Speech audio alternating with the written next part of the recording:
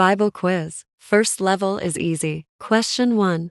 How many disciples did Jesus have? 5, 4, 3, 2, 1. Answer is 12. Question 2 is where was Jesus born? 5, 4, 3, 2, 1. Answer is Bethlehem. Last question for easy is who is Jesus' mother? 5, 4, 3, 2, 1. Answer is Mary. Next section is medium. First question is, who did God tell to build an ark? 5, 4, 3, 2, 1. Answer is Noah.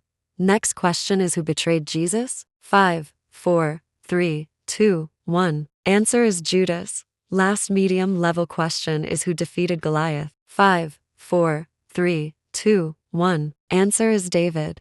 Now on to the hard level. First question is who are God's chosen people? 5, 4, 3, 2, 1. Answer is Israelites. Who is the disciple who Jesus loves? 5, 4, 3, 2, 1. The answer is John. Last question for this section is how many plagues were put on the Egyptians? 5, 4, 3, 2, 1. Answer is 10.